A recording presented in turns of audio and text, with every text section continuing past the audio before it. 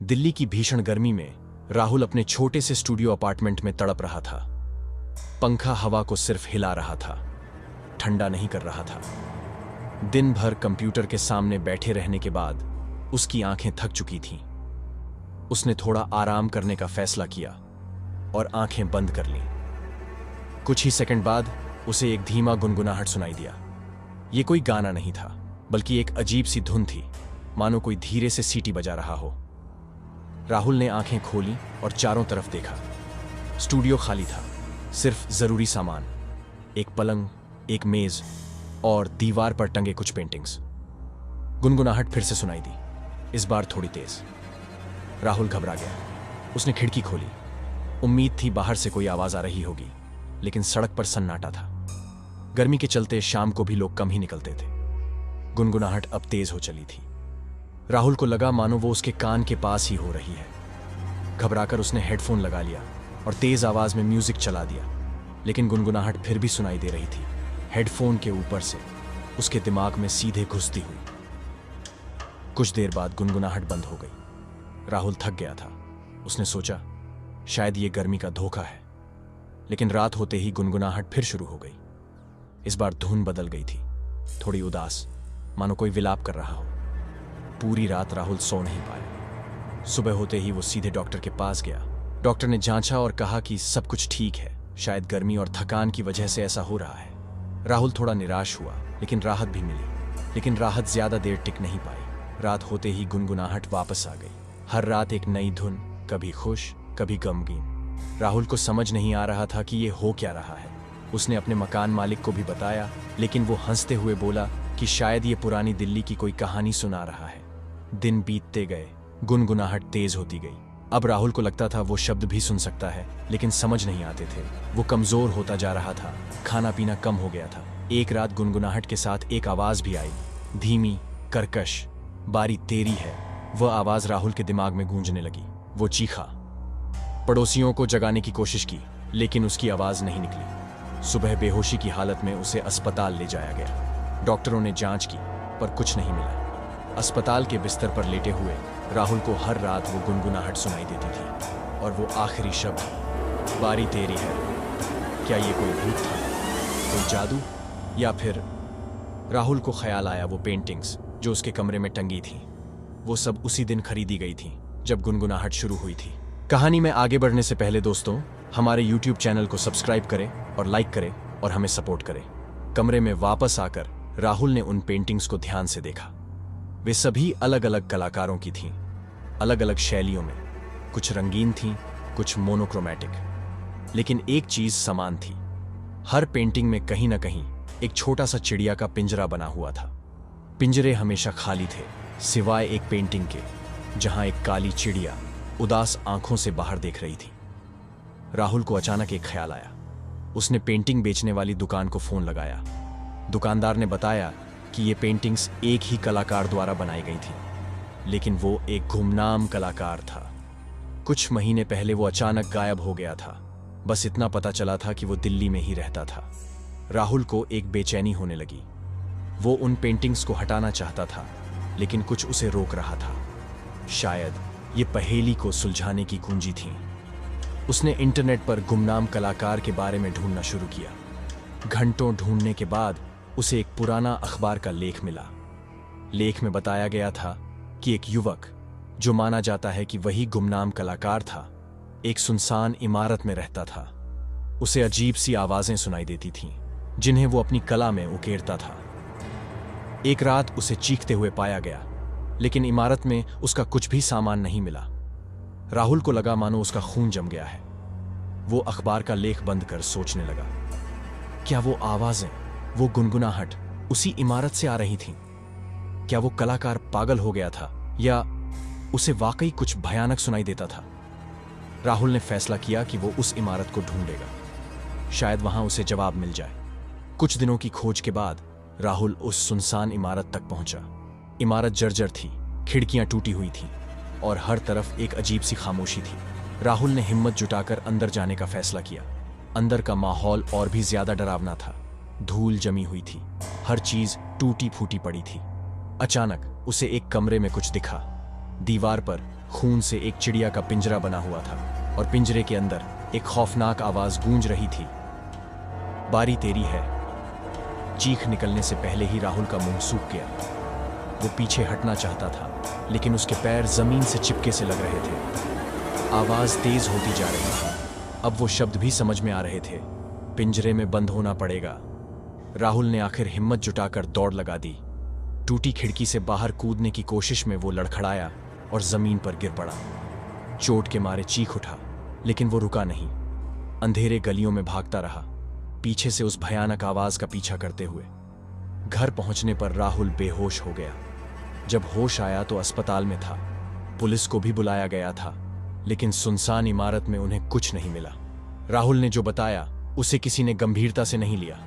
डॉक्टरों ने थकावट और मानसिक तनाव का हवाला दिया, लेकिन राहुल जानता था कि यह सच नहीं है। वो गुनगुनाहट वापस आ गई थी, अब और भी ज्यादा तेज, और उस खौफनाक आवाज के साथ मिलकर एक भयानक सिम्फनी बना रही थी। राहुल कमजोर होता जा रहा था। वो खा नहीं पा रहा था, सो नहीं पा रहा था। हर रात वो पिंजरे का ख्याल करता, खून से बने उस पिंजरे का जहां एक भयानक आवाज कैद थी। एक रात गुनगुनाहट के बीच राहुल को एक नया शब्द सुनाई दिया, आजादी। वो शब्द बार बार दोहराया जा रहा था, मानो कोई भीख मांग रहा हो। राहुल को लगा मानो उस खौफनाक आवाज में एक उम्मीद की किरण जगी है। अचानक उसे एक ख्याल आया। वो समझ गया कि उसे क्या करना है। उसने पेंटिंग बेचने वाली दुकान से संपर्क किया और सारी कहानी बताई। दुकानदार को यकीन नहीं हुआ, लेकिन राहुल की हालत देखकर उसने मदद करने का फैसला किया। उन्होंने उन पेंटिंग्स को एक प्रदर्शनी में लगा दिया। प्रदर्शनी में वो खाली पिंजरे वाली पेंटिंग सबसे ज्यादा लोगों को खींच रही थी। राहुल वहां छुपकर बैठा हुआ था। उसने देखा कि एक बूढ़ा आदमी उस पेंटिंग के सामने खड़ा है। उसकी आंखों में आंसू भरे हुए हैं। बूढ़े आदमी ने धीमी आवाज में कहा, यह मेरा बेटा है, वो खो गया था इसी इमारत में। राहुल का दिल जोर से धड़कने लगा। वो बूढ़े आदमी के पास गया और सारी कहानी बताई। बूढ़े आदमी की आंखों में उम्मीद जगी। उन्होंने मिलकर फैसला किया कि वो उस इमारत में वापस जाएंगे। इस बार वो अकेले नहीं जाएंगे, कुछ लोगों को साथ लेकर जाएंगे। शायद वो उस खौफनाक आवाज को आजाद करा सके, या फिर शायद वो खुद भी उसी पिंजरे में फंस जाए। राहुल और बूढ़े आदमी ने कुछ लोगों को इकट्ठा किया, पत्रकार, कलाकार और कुछ आध्यात्मिक गुरु। एक पुलिस टीम भी उनके साथ जाने को तैयार हो गई। हफ्तों की तैयारी के बाद वो वापस उस सुनसान इमारत में पहुंचे। इस बार माहौल और भी ज्यादा भयावह था, मानो हवा में ही चीखें घुल रही हों। राहुल उस कमरे की तरफ बढ़ा जहां खून से बना पिंजरा दीवार पर था। कमरे के दरवाजे खोलते ही एक तेज हवा का झोंका और गुनगुनाहट तेज हो गई। जैसे ही वे दीवार के पास पहुंचे, पिंजरे से एक काली धुआं निकला और सीधे बूढ़े आदमी की तरफ गया। बूढ़े आदमी ने चीखना शुरू किया, मेरा बेटा, तू वापस आ गया। वह दीवार के पास ही गिर पड़ा, कांपता हुआ। धुएं का गुब्बार धीरे धीरे कमरे में फैलने लगा और उसके अंदर से एक कमजोर आवाज सुनाई दी, पिताजी। अचानक कमरे की रोशनी चली गई। चीख पुकार मच गई। कुछ ही सेकंड बाद रोशनी वापस आई, लेकिन कमरे का नजारा बदल चुका था। बूढ़ा आदमी गायब था और दीवार पर खून से बना पिंजरा भी खाली था। उसकी जगह एक नई पेंटिंग उभरी हुई थी। पेंटिंग में एक हंसता हुआ लड़का दिख रहा था, पिंजरे से बाहर, अपने बूढ़े पिता के गले लगकर। पेंटिंग के नीचे खून से लिखा था, आखिरकार आजाद। राहुल दंग रह गया। क्या हुआ था? क्या बूढ़े आदमी का बेटा वाकई उस खौफनाक आवाज में कैद था? और क्या उसने अपनी आंखों के सामने ही किसी आत्मा का मोक्ष देखा था? जैसे ही राहुल पेंटिंग के करीब गया, उसे लगा कि उस लड़के की आंखों में एक अजीब सी चमक है। और फिर धीमी आवाज में एक फुसफुसाहट सुनाई दी, अब तेरी बारी है। कहानी यहीं खत्म नहीं होती, ये सिर्फ एक नया अध्याय है। राहुल जिंदा तो बच गया, लेकिन वो हमेशा के लिए बदल चुका था। अब उसके कमरे में सिर्फ एक ही पेंटिंग टंगी है, वो नई पेंटिंग, जिसके लड़के की आंखों में एक अजीब सी चमक हमेशा बनी रहेगी। और हर रात राहुल को उस फुसफुसाहट का इंतजार रहता है, अब तेरी बारी है। राहुल हर रात उस फुसफुसाहट को सहता रहा। शुरुआत में तो सिर्फ रात में आती थी, पर धीरे धीरे वो हर वक्त उसके दिमाग में गूंजने लगी। खाना पीना तो दूर रहा, राहुल सो भी नहीं पाता था। उसे लगता मानो उस पेंटिंग का लड़का उसे घूर रहा है। उसकी आंखों की चमक तेज होती जा रही है। एक रात राहुल जाए नहीं टिक सका। पागलपन के झोंक में उसने पेंटिंग को दीवार से निकाल फर्श पर पटक दिया। कैनवास फट गया। पेंटिंग के लड़के की हंसी बिगड़ गई, मानो वो चीख रहा हो, लेकिन फुसफुसाहट कम नहीं हुई बल्कि तेज हो गई। बेवकूफ, तू मुझे नष्ट नहीं कर सकता, मैं अब तेरा हिस्सा हूं। अचानक राहुल को लगा उसके मुंह से अजीब सी आवाज निकल रही है। वही फुसफुसाहट, वही लय। वह डर के मारे खुद को आईने में देखने लगा। उसकी आंखों में भी अब वो ही अजीब सी चमक थी, पेंटिंग के लड़के जैसी। कुछ दिनों बाद जब राहुल के घर का दरवाजा तोड़ा गया तो अंदर का नजारा खौफनाक था। कमरे की दीवारों पर खून से कई पिंजरे बने हुए थे। उनमें से एक पिंजरे में राहुल का शव पड़ा था। उसकी आंखें खुली थीं और चेहरे पर एक भयानक मुस्कान जमी हुई थी। उसके मुंह से लगातार वही फुसफुसाहट निकल रही थी, अब तेरी बारी है। लेकिन यह फुसफुसाहट अब सिर्फ राहुल तक सीमित नहीं थी। हर रात दिल्ली के किसी न किसी कोने में कोई न कोई अचानक उस फुसफुसाहट को सुनना शुरू कर देता है। अब तेरी बारी है। दहशत की यह फुसफुसाहट अब दिल्ली की हवा में घुल चुकी थी। हर रात कहीं न कहीं कोई न कोई अचानक से यह भयानक आवाज सुन लेता।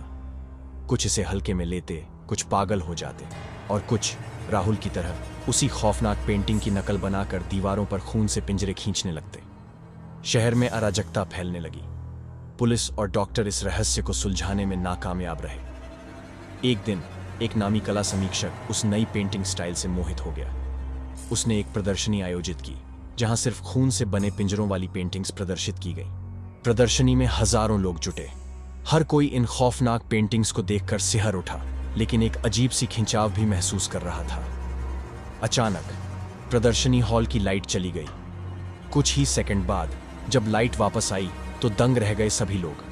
हर पेंटिंग में खून से बने पिंजरे अब खाली नहीं थे। उनके अंदर अस्पष्ट मानव आकृतियां बनी हुई थीं, मानो कोई चीख रहा हो, छटपटा रहा हो। प्रदर्शनी हॉल में सन्नाटा छा गया। फिर एक चीख गूंजी। हॉल के बीचों बीच खड़ा कला समीक्षक जमीन पर गिर चुका था। उसके हाथों में एक खाली कैनवास था और उसके चेहरे पर एक भयानक मुस्कान जमी हुई थी। उसकी आंखें खुली थीं और उसके होंठ लगातार हिल रहे थे, मानो कुछ कहना चाह रहा हो, लेकिन कोई आवाज नहीं निकली सिवाय एक खौफनाक फुसफुसाहट के जो धीरे धीरे पूरे हॉल में फैलने लगी। अब सबकी बारी है। कहानी यहीं खत्म हो जाती है, लेकिन सवाल यह है कि असल में हुआ क्या था। क्या राहुल के साथ हुआ भयानक अनुभव दूसरों को भी अपनी चपेट में ले रहा था? क्या वो फुसफुसाहट वाकई किसी आत्मा की थी या फिर कोई अज्ञात शक्ति लोगों के दिमागों से खेल रही थी? ये सवाल आज भी अनसुलझे हैं। दिल्ली की हवा में अब भी कभी कभी वो खौफनाक फुसफुसाहट सुनाई देती है। अब सबकी बारी है और कोई नहीं जानता ये फुसफुसाहट कब उनके कानों में भी गूंजने लगे।